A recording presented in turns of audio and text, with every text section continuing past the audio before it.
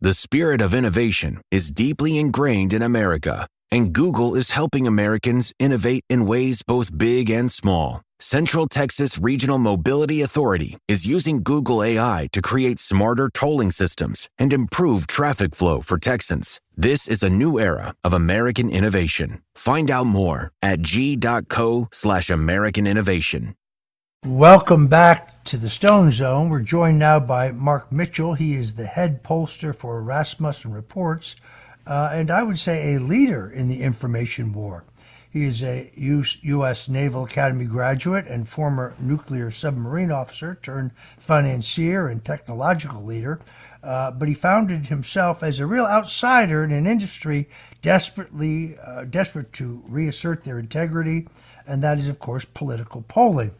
Rasmussen's Reports has made a name for itself, not just for predicting with extraordinary accuracy election outcomes, but also questioning other pollsters in their methodology and timing, and questioning Americans about things that the establishment doesn't want questions asked about.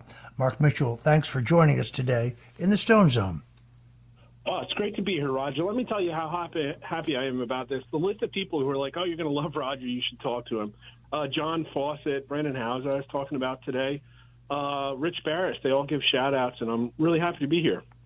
Well, I am myself, of course, a consumer of survey research going back in a 50-year career in American politics. Mark, I remember the days when all of the polls were taken at the doorstep. That's how far back I go, in the days of Gallup and Harris. And I talk often about how easily it is to rig a poll. In my view, there are two kinds of polls. One kind is in which the person who commissions the poll and a competent pollster are trying to get an accurate measure of public opinion within the time frame that the poll is taken, memorizing and realizing that any poll is a snapshot of a moment in time. In fact, technically, because public opinion, particularly in this day of mass media, public opinion changes very quickly. Any poll, generally speaking, is only good for that episecond in which it is taken. Now, public opinion doesn't shift that dramatically, that quickly, but it does shift. Then there's the other kind of poll. That's the kind of poll that is designed to get a desired result, either for fundraising or public relations reasons. There's a big difference. And polls can be rigged by the wording of the questions, the order of the questions, the accuracy of the sample. There are many, many ways to rig a poll to get a desired result. That's not what you do at Rasmussen. No, it's not. So the first question I have to ask you is, first of all, tell us about your predictions based on your own polling in the last presidential election. Well, we're always trying to be accurate, and sometimes it's harder than others. There are very particular reasons why it was harder than normal back in 2020. We don't have to get into that. But this time out, I was polling Joe Biden versus Donald Trump all the way back into 2021, and every single poll we had Donald Trump winning by massive amounts. And, of course, it tightened up a little bit, but we were pretty much the only people saying that. I literally had never one poll showing Joe Biden up in the last year of our polling. And then, I mean, what was crazy is that we were putting out so much, and we saw the race narrow after Kamala Harris became the candidate. But for me, it tightened up at Trump +2 and just stayed there.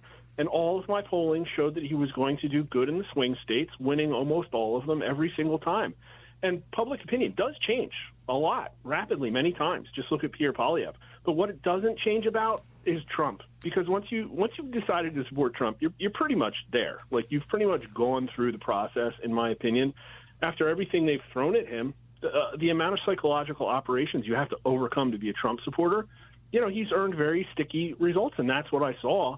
And what I also saw was every other pollster, except for a couple of other independent ones, shilling so hard for Kamala Harris, 6, 7, 8, even 9 points to the left of me. And they came back. I think I shamed them back into hurting at the end to be a little bit less inaccurate, but they were doing everything in their power, in my opinion, to try and get Kamala. There were Harris +6 polls, and she lost the national popular vote. And not one single mainstream media or academic research institution, not one of them, put out a map that showed that Kamala Harris was going to lose an electoral map, and we did. We had Trump winning 5 out of the 6 swing states. The 6th one was a toss-up. And everybody calls us a right-leaning pollster, but no, in our swing states, we were actually a little bit too left, believe it or not, almost a full point.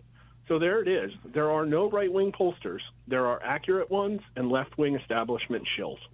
Yeah, I think that is true. I found a tremendous tendency, particularly right after they dumped Biden and they anointed Kamala Harris. By the way, these were the people who kept whining about our lack of respect for democracy, but they nominated a candidate for president that not a single Democrat primary or caucus voter voted for. Just a little reminder I had to throw in there.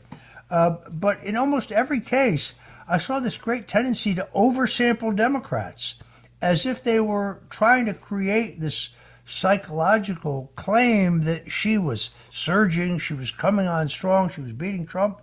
Virtually every poll, when I got into the crosstabs, I found them oversampling Democrats and undersampling Republicans. When you add that to the millions of dollars pouring in through Act Blue, virtually all of it laundered money, they were trying to create this idea that there was some kind of surge for her. When we both know she couldn't even fill a rally hall. She couldn't fill a stadium. Whereas Donald Trump was the only presidential candidate I've ever worked for, and I've been through 13 presidential campaigns. The only presidential candidate I ever saw where you didn't have to go out and work to raise a crowd. All you had to do was announce that he was coming, and you would be guaranteed a full house, in fact, an overflow crowd. Yet they even tried to claim that he was having trouble filling his rally halls, which, of course, was never, ever the case. Let's talk for a minute about what's going on right now, because you see polling outlets like ABC and Fox News claiming that Trump's polling is tanking and giving him the worst possible 100-day approval rating. What's going on here? Well, it's another psychological operation. Just like back in September, they have arrayed everything in their power to take out the anti-establishment candidate. It's really interesting if you look at the history of Google searches for Trump approval, Bush approval, Biden approval, Obama approval. Trump approval just has like twice as much search volume as everybody else, and that's because they're pushing narratives and headlines, trying to convince everybody that America hates this guy. But, he had his first presidency and then added votes, and then I think won a second time and then added votes. And he keeps adding votes and he keeps adding support, and all they're left with, they don't have political power now. So they're trying this disgusting mean girls tactic of, again, trying to convince everybody that Trump's not cool. Now, I'll tell you, his approval is not great, but that's, I think, more of a reflection of the fact that we're on the cusp of a civil war and nothing to do with, we're just not in the country that's going to give Trump an 80% approval rating like they did George W. Bush. It's not going to happen. But he's doing pretty well. I had him at 48% today, totally underwater 2 points, totally different than the negative 13, negative 14 points. But what's crazy is you can look at Real Clear Politics and see they essentially planned this as a media hit. That ABC headline, Trump's the worst 100-day polling in 80 years. I bet they wrote that a month ago, and it's like everybody was rushing to get their homework in to dump all of their scummy polls into the weekend news cycle. And it's like CNN, CBS, ABC, Washington Post, Reuters, Ipsos, and even Fox News gave Trump the worst polling that they have this cycle all over the weekend on purpose, I think, to tank his Real Clear Politics aggregate just to get those headlines. Really desperate tactics, if you think about it. And the independent pollsters were looking around, and no, our numbers don't look like these guys at all. And they're so, the crosstabs immediately tell you they're so scummy. If you look at the ABC one, they have Trump underwater 6 points on the issue of immigration. That's like Looneyville. In my numbers, 65% of America supports Trump's massive deportation programs, and he's getting rated well on all these issues, even the economy. We had Trump at a 46% excellent or good on the economy. And even though that's his worst issue, that's better than any issue that Biden was ever rated by on any, ever in all of our polling. And so this whole scenario where every single pollster structurally shows that Trump does worse, it's all fake. It's all a reaction to the anti-establishment candidate. the person who's going to try and end the gravy train, the big corporate marriage of power, capitalism, and political power that's caused globalism, that's stolen the American dream, that's basically crushed people. And it's like, no, your fake media narratives aren't going to work anymore because people remember what it was like under Joe Biden, and they want Donald Trump to fix it. I could not agree more. I was looking at the crosstabs in the New York Times Siena poll. According to that poll, 37% of the people in their sample voted for Donald Trump. Yeah. Ridiculous. Or well, this it's a one may. small poll, too. It's only like 700 people. It's like really small. They have a massive budget. And not only that, their independents lean 17 points Democrat. Like, my numbers don't look like that. Then there's the NPR PBS Marist poll. Like I would believe anything they publish. Please give me a break. It is. It's pretty laughable. One thing I am curious about is voter attitudes about continued aid to Ukraine. Voter attitudes about the war in Ukraine, the war between Russia and Ukraine, are based on the data that you've seen, your own data and data of others. Are Americans content to continue to shovel millions, if not billions of dollars more to Ukraine? This is a tough one because there's some things that the Americans immediately see through. They overwhelmingly suspected that COVID came from Wuhan way back in 21, and even half of them think that it was purposely released by China. And yet at the same time, they also are very susceptible to sort of like patriotism, former neoconservative, pro-interventionalist media attacks. And I think that that's something that really did happen because everybody hated Putin. They wanted America to really like intervene to stop this thing. And what's happened is over time, those numbers have absolutely abated. And we've been asking the question very many times, who's winning, Russia or Ukraine? And really what's happened is the numbers have gotten up to basically half think it's a stalemate. And is the United States doing too much or not enough to help Ukraine fight the Russian invasion? 34% say too much, 39% say not enough. And obviously there's a party difference, but not as much as you'd think. And ultimately, voters trust Trump more than they trusted Biden or Harris on this issue, but, by a couple of points.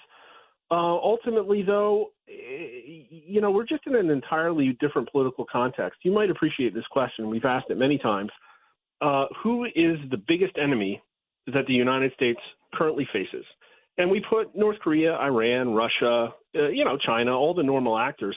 Then we put the Democrat Party and the Republican Party also. And people say that the Democrat Party is America's number one biggest enemy. Like 30%, followed by China, roughly 20%, followed by the Republicans in the high teens. And if you look at Russia, it's like 12%. North Korea and Iran are in middle single digits. And so I think this really reflects part of the Trump movement in that Americans might have an opinion about Ukraine or Israel or whatever, but very much in the forefront of their mind and why they're making their votes is domestic issues, is divisiveness, is affordability, and a problem with their future. I mean, we have numbers in the low 30s of people who say that they're better off than they were 4 years ago, and only 22% say today's children will have it better off than their parents. Those are existential problems for our republic, and at the end of the day, Ukraine, I don't think just captures the share of mind. We have about 2.5 minutes left in this segment. A technical question. With the advent of cell phones, with the advent of the internet, with fewer and fewer people having hardline phones in their home, and fewer Americans willing to open the door to a stranger, given these times, it has to make the job of being a pollster far more difficult. How do you go about making sure that you are getting a sample that is an accurate reflection of the electorate? That's true, and people have tackled the problem different ways. What most mainstream media organizations are doing is piling into these really limited panels of only 50, 60, 70,000 people, like the Ipsos panel and the YouGov panel. We still do robodialing landline calling for a little bit less than half of our polls because 90 million people still have them, and we have 400,000 people that like to answer our polling. But then we go to online panels, and those are tougher. You pay people to take the response, and you never really know who's on the other end of it. But it's mostly because our money comes not from a boss, not from a political party, not from dark money NGOs. It comes from subscribers and advertisers. So at the end of the day, I want to be accurate, or our business won't exist. It really is a matter of will. It really comes down to that. And the way I can tell you is that, ABC and Reuters have been inaccurate for like 12 years now, polling with the Ipsos panel, but you haven't seen them get any better. So at a certain point, it ultimately comes down to will. In 10 or 20 years, maybe I'll be polling AI bots, or maybe I'll be, casting chicken bones and doing dark magic. I don't know, but there will always be election prediction. And I think that we're reaching more people than almost everybody. And we haven't even needed to go to cell phone yet, although we will at some point. But you raise an interesting question. At the end of the day, with so many scammers out there, the person who answers a cell phone poll, maybe it tells you more about that person and their mentality than it does about the actual population. Greg Kelly here with an urgent retirement warning. President Trump's return is set to usher in a new golden age, but growing trade tensions and China's ruthless attack on the dollar have rattled the markets. That's why Warren Buffett just dumped $133 billion in stocks. And so too have Jeff Bezos, Larry Page, and even Jamie Dimon, CEO of the world's largest bank. That's why thousands of informed IRA and 401k savers are now shielding their savings with gold. And the experts at Colonial Metals Group are the only folks I trust to help you to do the exact same thing, especially now after Rich Dad Poor Dad author Robert Kiyosaki warned of a coming market crash. So visit freegoldguy.com/Kelly or call 800-655-5186. You'll get a free gold guide on how to bulletproof your wealth with gold tax-free. Plus, see if you qualify for a free home safe and as much as $7,500 in free silver. Once again, that's freegoldguy.com/Kelly.